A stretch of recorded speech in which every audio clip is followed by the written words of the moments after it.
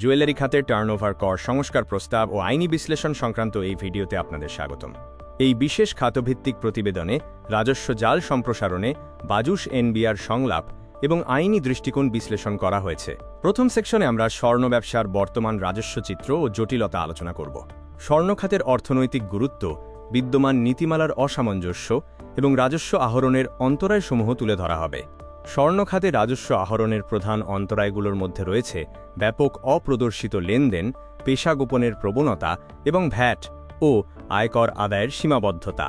এছাড়া উচ্চ করহারের ভীতির কারণে স্বেচ্ছায় কর পরিপালনে অনীহা দেখা যায়।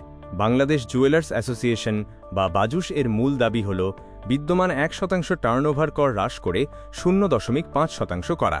তাদের দাবি, এতে ব্যবসায়ীরা বিক্রির প্রকৃত তথ্য প্রকাশে উৎসাহিত হবে এবং দ্বৈত করের চাপ কমবে। এনবিআরের করজাল সম্প্রসারণ কৌশলের মূল লক্ষ্য রাজস্ব কমানো নয়, বরং কর ব্যবস্থার বাইরে থাকা ব্যবসায়ীদের প্রাতিষ্ঠানিক অর্থনীতির আওতায় আনা। বাজুস বিশ্বাস করে যৌক্তিক টার্নওভার করের ফলে তারা নিয়মিতভাবে সঠিক তথ্য প্রদর্শন করবে এবং দীর্ঘমেয়াদে রাজস্ব বৃদ্ধি পাবে। দ্বিতীয় সেকশনটিতে আমরা আইনি মতামত ও রেগুলেটরি ফ্রেমওয়ার্ক দেখব। এর মধ্যে থাকবে স্বর্ণ নীতিমালা 2018 ও 2021 প্রয়োগ এবং চোরাচালান প্রতিরোধে রাজস্ব আইনের প্রয়োগ নিয়ে আলোচনা। লিগ্যাল পয়েন্টের মতে একই লেনদেনের উপর উৎসে কর কর্তন ও 1% টার্নওভার কর আরোপ দ্বৈত করের সমতুল্য, যা আইনগত সমতার পরিপন্থী। টার্নওভার ট্যাক্স হ্রাস করে আস্থার পরিবেশ সৃষ্টি হলে কর ফাঁকিদাতাদের বিরুদ্ধে আইনি ব্যবস্থা নেওয়া সহজ হবে।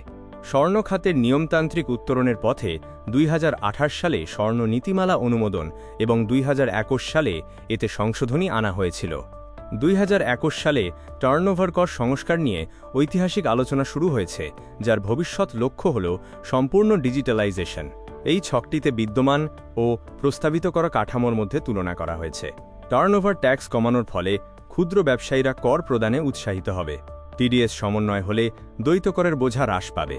1% টার্নওভার কর প্রায়শই নিট মুনাফার 50% গ্রাস করে, কিন্তু 0.5% প্রস্তাবিত কর প্রকৃত আয়কর 25% এর সাথে সঙ্গতিপূর্ণ, যা করদাতার পরিশোধ ক্ষমতার সাথে সামঞ্জস্য রক্ষা করে।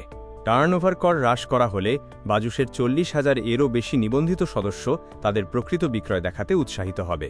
এর ফলে দীর্ঘমেয়াদী রাজস্ব সম্প্রসারণ হবে এবং অনানুষ্ঠানিক পথে আসা স্বর্ণের পরিমাণ কমে যাবে।